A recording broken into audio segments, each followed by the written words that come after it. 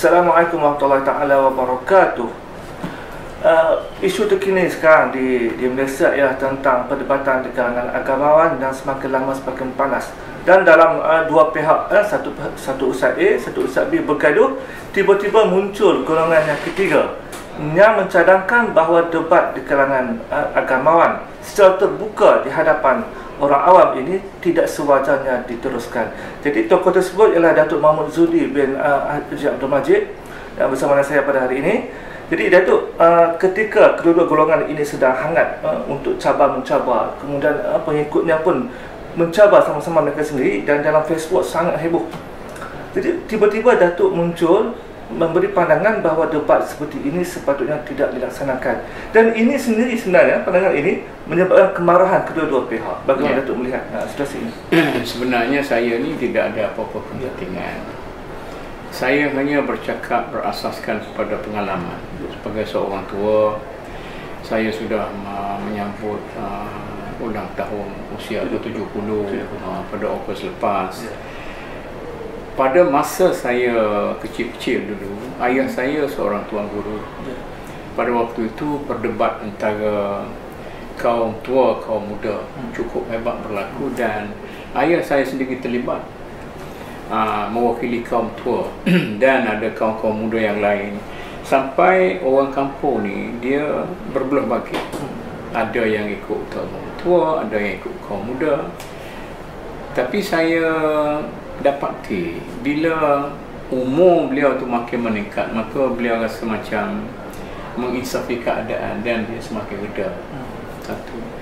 Yang kedua, apabila saya pergi ke Al-Azhar, bila ayah saya tahu saya nak ambil fiqh muqarrin, dia kata ini akan mirip kepada kaum muda.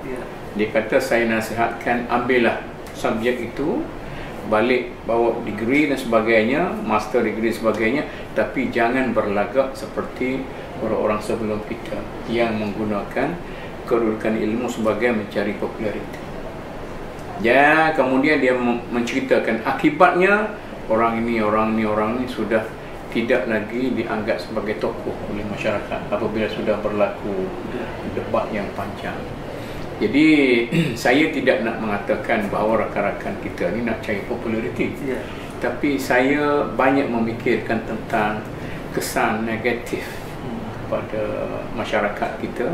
Sebab masyarakat ni orang awam, dia tidak boleh menilai mana yang sebenarnya betul, mana yang sebenarnya salah.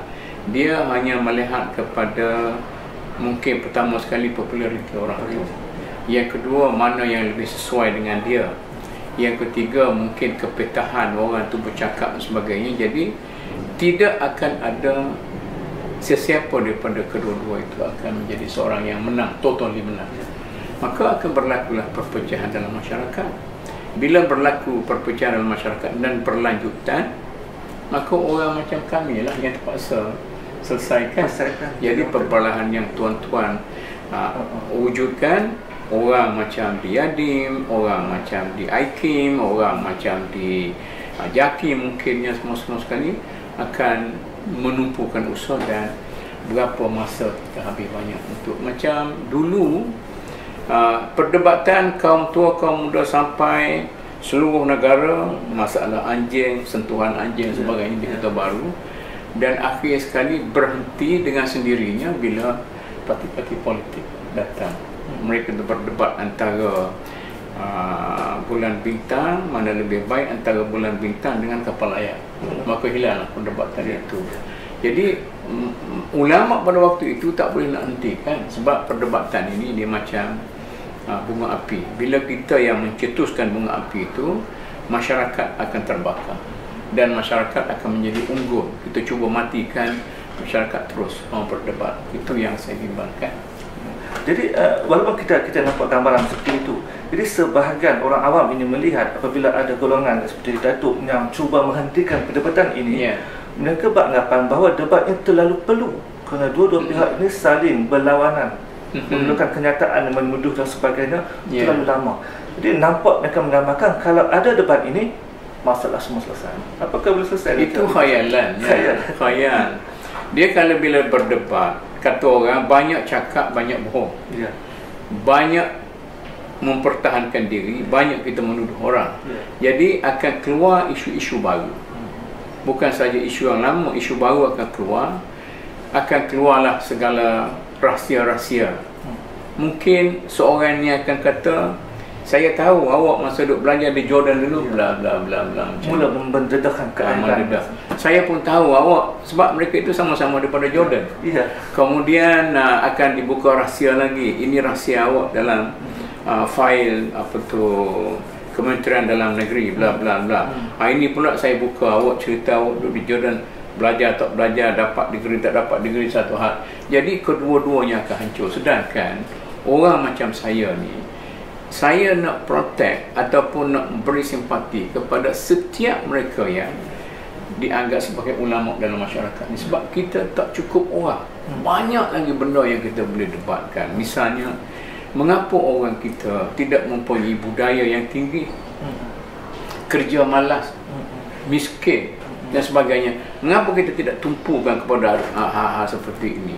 Yang kedua, debat ini dia ada tradisi dia. Kalau dulu perdebatan antara, katalah ambil contoh, antara Imam Ghazali dengan Ibn Rushd, ini bukan soal debat peribadi. Ini debat antara satu manhaj dengan satu manhaj yang lain. Disiplin. Imam Ghazali dia punya disiplin dia akhlak dan tasawuf. Ibn Rushd disiplin dia fiqh dengan sains, sebab dia tu saintis dan faqih. Dan ini ulama akhlak dan ulama tasawuf. Maka dia berdebat, tajuknya siapa yang lebih betul. Maka akhir sekali mereka tulis tulis buku semacam-macam dan sebagainya. Maka sampai sekarang ini kita boleh baca. Imam Syafi'i ditanya tentang bagaimana cara kita, metod kita berijtihad, maka beliau menulis Ar-Risalah. Itu maksudnya satu surat, tapi begitu tebal. Sampai sekarang ni bukan semua orang boleh baca risalah tu, tinggi dia punya arti. Jadi saya nak menganjurkan, instead of kita duduk debat sampai kepada orang awam, sebenarnya orang awam ni patut bertaklid dengan siapa-siapa sajalah. Dah rasa orang ni bagus, taklid sajalah, jangan cuma orang lain. Tapi perdebatan itu perlu berasaskan kepada metod yang jelas, secara akademik, tulis buku, terbitkan, kemudian orang-orang akademik akan boleh baca dan menilai. Sebab itulah dalam tradisi-tradisi yang tinggi, perdebatan itu berlaku melalui jurnal. Siapa dia tulis artikel, tulis artikel, kemudian artikel itu akan direview oleh satu pasukan yang melakukan review itu. Jadi kalau dapati artikel ini tidak menyeleweng, dimasukkan.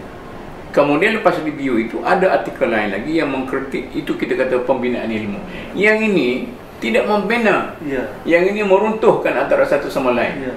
Jadi saya rasa saya tidak setujulah dengan pihak yang menganjur sekalipun yang beria-ia, yang sampai mengatakan saya tak kisah siapa dia yang tegur dan siapa apa, saya nak anjurkan lagi. Sebab ini sikap ini orang panggil sikap yang tidak mengambil kira, tidak sensitif dengan persekitaran, tidak sensitif dengan sekitar. Saya nak pukul isteri saya, biarlah orang bising semua jalan pun. Jadi tak sensitif dengan perjalanan.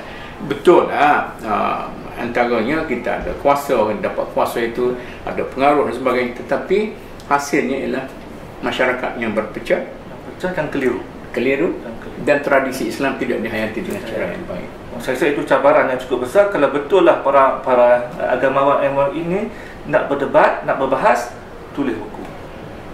Jadi kita kembangkan tradisi menulis buku itu. Betul. Bukannya menulis dalam muka buku dan Facebook dan sebagainya. Itu yang sepatutnya. Betul. Dan orang awam sendiri sebenarnya tahap ilmu mereka tentang fiqh dan sebagainya, disiplin mereka tidak sempurna.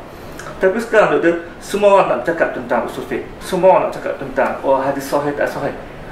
Bila saya pengalaman peribadi lah, saya pernah mengemukakan satu teori, iaitu gaji dikenakan zakat. Saya bentangkan kertas itu di hadapan mesyuarat mufti. Saya masih ingat tu, mesyuarat tu diadakan di Kuching. Seorang daripada mufti kata idea ni bagus, tetapi akan ditolak oleh orang awam, imam tolak, syiah tolak dan sebagainya. Jadi saya pun heran. Sekarang ini seorang mufti nak jaga populariti dia tu, tak nak bertemu dengan syiah dan imam, sebab orang awam sudah masuk sampai boleh menjadikan seseorang ahli fatwa misalnya tidak lagi popular kerana dipertikaikan oleh orang awam. Jadi inilah saya katakan apa yang dihadapi oleh ulama sekarang sebagai krisis identity, yang tidak lagi merupakan tokoh-tokoh yang dihormati oleh masyarakat. Kenapa? Kerana kita lah yang menjadikan kita sendiri sebagai orang awam. Sebagai orang awam yang boleh dipertikaikan oleh orang lain, maka tidak adalah yang dikatakan authority para ulama, kerana keautoritian para ulama itu telah dipertikaikan oleh ulama yang lain. Maka yang ini pula dipertikaikan oleh yang ini. Bila kedua-dua pencuri itu berkelahi, maka hartanya dapat kepada orang lain. Kata orang kalau pencuri lah, saya tidak kata pencuri. Bila dua ulama itu berkelahi, maka akan lahirlah sesuatu yang tidak baik, akan dituntut oleh orang. Sebab itu orang yang martabatnya tinggi, misalnya duli-duli yang mulia tuanku, dia tidak akan bercakap terus kepada sahabat. Dia akan membuat kenyataan melalui setiap usaha sulit dia. Itu kerja ulama. Jadi sebab itu ulama itu ada kawalan. Tak boleh pergi kedai kopi, tak boleh pergi keluar, tak boleh. Malah ya Imam Abu Hanifah kata nak duduk di tepi jalan pun tak boleh. Kena jaga kredibiliti itu. Apakah lagi kita nak debat secara terbuka dan dinilai oleh publik. Ini sesuatu yang menakjubkan dalam masyarakat ini. Dan ia macam mana pun bila bertanya, bila berdebat siapa yang akan menang, sebenarnya masyarakat yang akan kalah. Ya, kita semua akan kalah. Jadi orang yang berdebat tu dapat kepuasan. Dia puas, seronok. Tapi biasanya keseronokan itu tidak semestinya membawa kebaikan. Maka dibawa hantar kepada masyarakat. Sesudah 10 tahun, 15 tahun, barulah kita sedar, rupa-rupanya debat yang berlaku itu. Misal saya bagi contoh, kaum muda pada waktu itu membawa satu idea transformasi yang cukup baik, supaya pemikiran-pemikiran ortodok itu dilupakan oleh masyarakat dan kita boleh cepat merdeka, kita boleh cepat membangun. Tapi apa yang terjadi? Apabila sudah dikemukakan dengan begitu kasar, tidak mengambil kira, sensitif dengan masyarakat sekeliling dan sebagainya, maka idea-idea transformasi itu telah digugurkan oleh masyarakat yang hampir boleh dikatakan kata-kata konservatif pada waktu itu.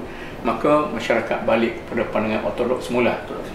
Sekarang ni ada orang percaya bahawa kesedaran masyarakat ke arah transformasi itu berlaku dan banyak, tapi dia tidak tahu masih banyak masyarakat ataupun orang-orang dalam negara kita ini yang masih bersifat konservatif. Maka berlakulah pertentangan yang tajam antara golongan konservatif dengan golongan transformasi. Berlakulah apa yang dikatakan satu pertentangan yang boleh merugikan masyarakat kedua-dua belah sendiri. Jadi saya masyarakat sendiri yang mereka tidak pernah belajar usul fiqh secara disiplin yang sempurna, tapi betul-betul nak terlibat, nak kenal agama itu sendiri, apa nasihat? Tak boleh dalam kelas pun. Kalau saya mengajar pelajar-pelajar daripada social science, daripada human sciences, tidak pelajar IRK yang belajar disiplin agama, kita akan mengajar secara yang mild, secara yang umum dan tidak masuk kepada hal-hal yang detail. Tapi bila perdebatan berlaku, maka kita memperkatakan tentang disiplin secara detail. Itu kalau tidak mempertikaikan peribadi.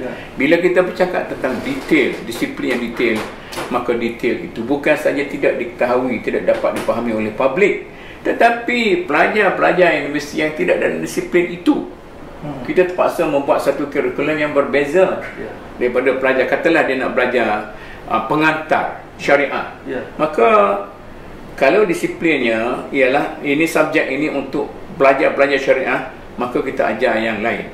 Tapi kalau ini untuk pelajar perubatan, untuk pelajar sosiologi, untuk antropologi, untuk sejarah, kita buat satu silibus yang lain, sebab dia akan gagal memahami hal ini. Ini yang dikatakan. Kemudian kadang-kadang kalau tak faham tak apa, faham sebaliknya, kepahaman yang salah.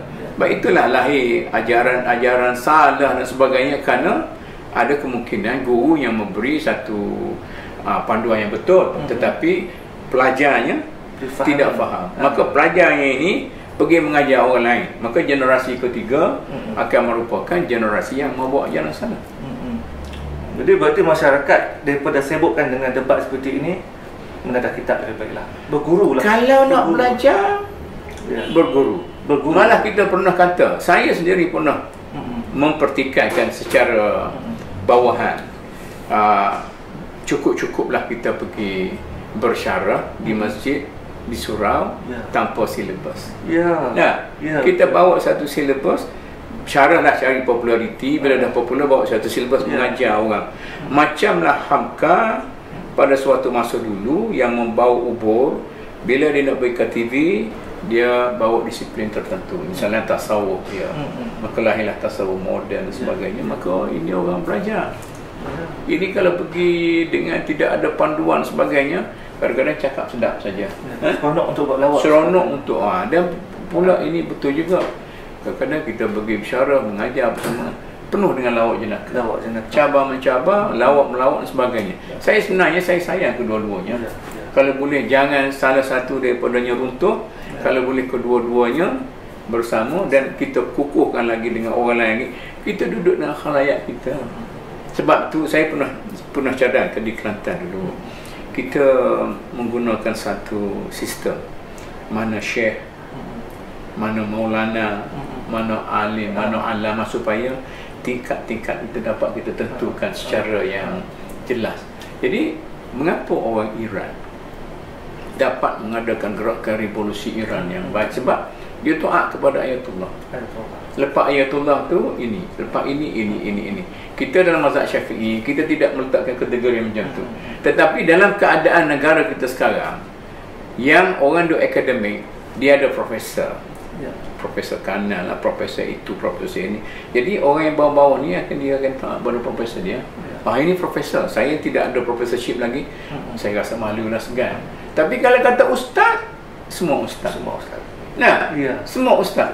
Pakai sikit nampak ustaz. Kadang-kadang kalau yang jaga okey, tapi kalau yang tak jaga, maka dia akan memberi kenyataan-kenyataan yang saya rasa tidak sesuai. Dan sekali lagi masyarakat sebenarnya gagal untuk menilai tahap autoriti kat ilmuwan tokoh-tokoh tersebut, dan berdasarkan kepada populariti. Masyarakat kita tu nampak yang comel, rias lah. Jadi demikian pembahasan sebab sikit sembang sebenarnya, ketika rakaman ini dibuat, sebenarnya perdebatan yang akan dilakukan belum dilakukan. Apakah akan diteruskan, dan jika diteruskan, apakah impaknya selepas itu, wallahu alam. Tapi ini usaha saya, usaha rakan saya dan usaha Datuk sendiri, persendirian, tidak melibatkan mana-mana persatuan untuk orang awam, supaya ini pandangan lain, yang mudah-mudahan pandangan ini memberi kesan kepada orang awam, kepada para ulama, para agawan, untuk dijadikan iktibar. Mudah-mudahan masyarakat kita menjadi lebih baik, lebih berilmu dan sebagainya. Assalamualaikum warahmatullahi taala wabarakatuh. Assalamualaikum warahmatullahi wabarakatuh.